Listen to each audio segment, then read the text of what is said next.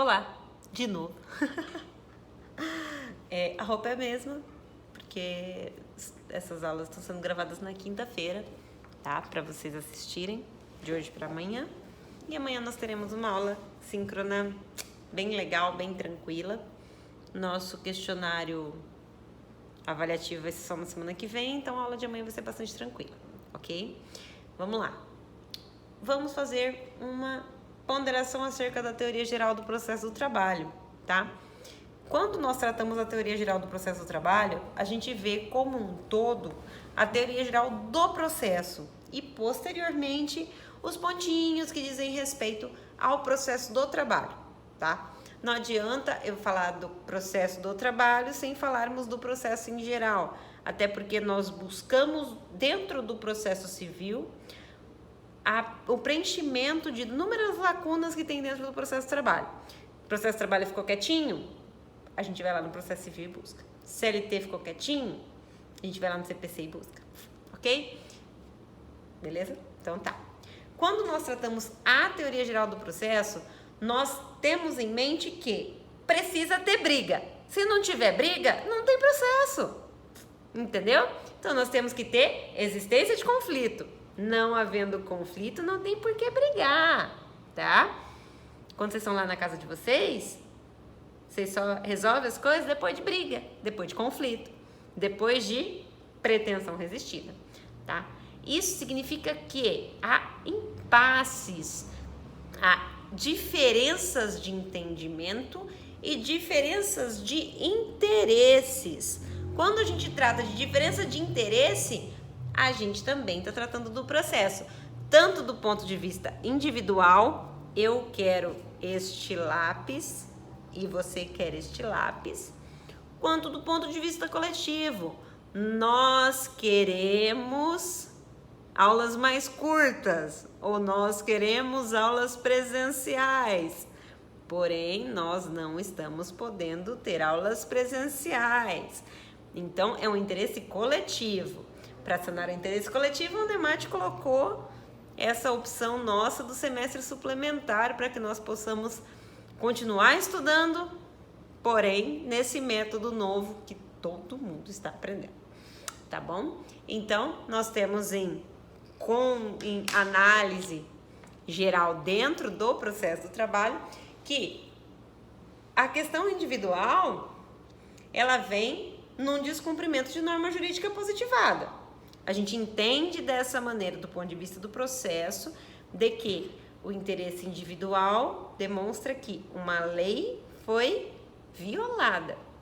Havendo a violação desta lei, a gente tem uma pretensão resistida. Aí, no que diz respeito à parte coletiva dentro do processo do trabalho, nós tratamos tanto de normas positivadas quanto normas de regulamentação. Qual é a diferença entre uma norma positivada e uma norma de regulamentação? Uma norma positivada é uma lei. Uma norma de regulamentação pode ser um acordo, pode ser uma instrução normativa, pode ser um regulamento. São vários pontos pequenininhos que a gente pode resolver, tá? Que a gente pode violar e, por isso, dar origem ao processo. Quando nós entrarmos lá nos dissídios coletivos, nós vamos abordar isso com um pouquinho mais de profundidade. É só para que vocês entendam como que está acontecendo essa parte, beleza? Então tá, vamos lá.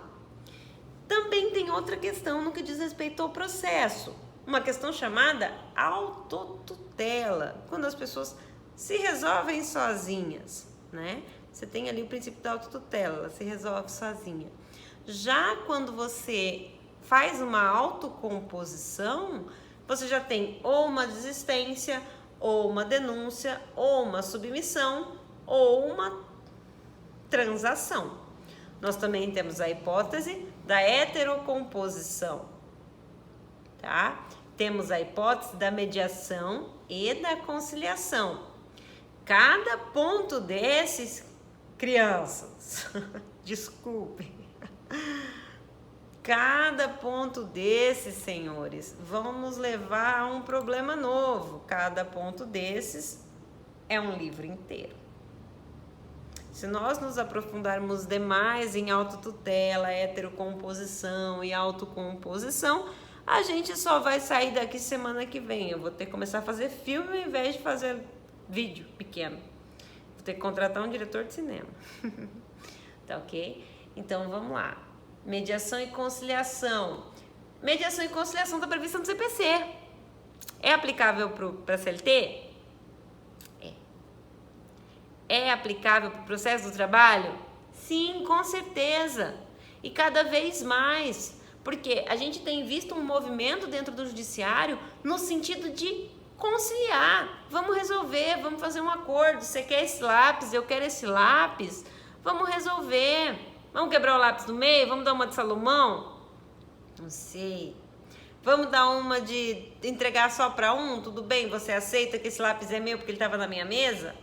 Tudo bem, vamos mediar, vamos conciliar, vamos dar um jeito, entendeu? Nós temos essas ponderações que nós podemos utilizar, tá?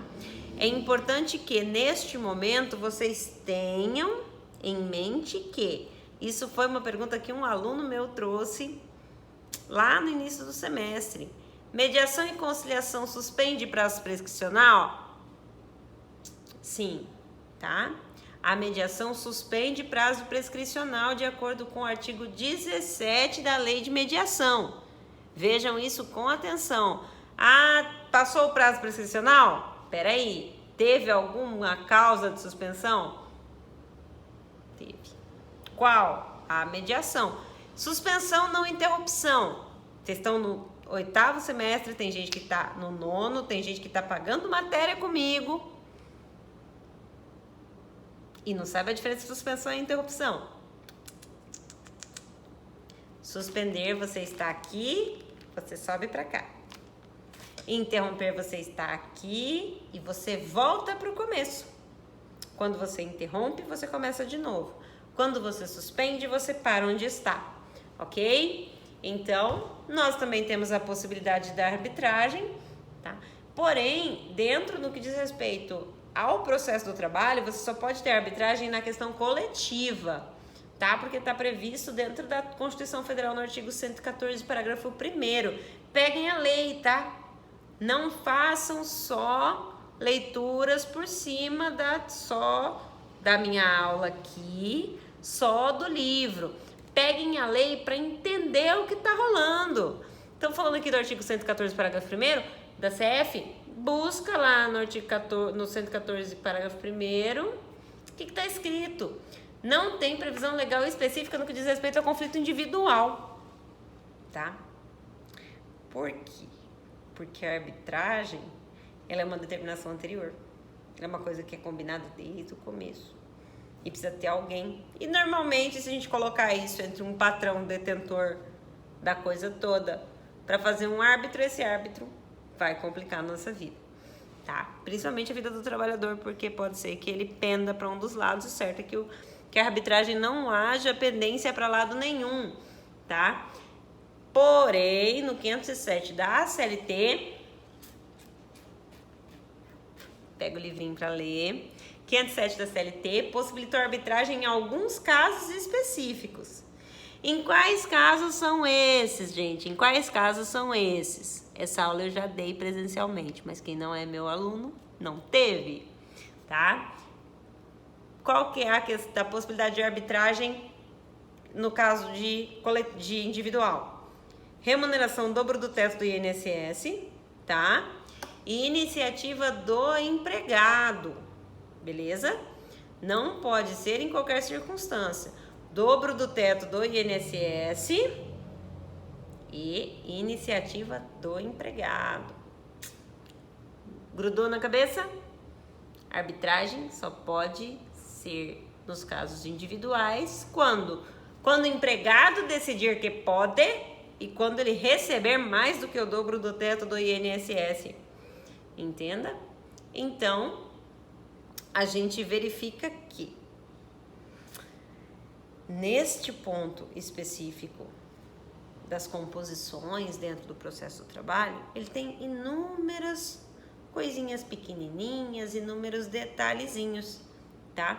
Dentro da fundamentação do processo do trabalho, esse ponto das composições, das transações, da mediação e da conciliação, ele é um parágrafo, um capítulo completamente separado para a compreensão, porque ele faz parte de um outro momento dentro do processo, às vezes já dentro do dissídio, às vezes já dentro da reclamação trabalhista, porém,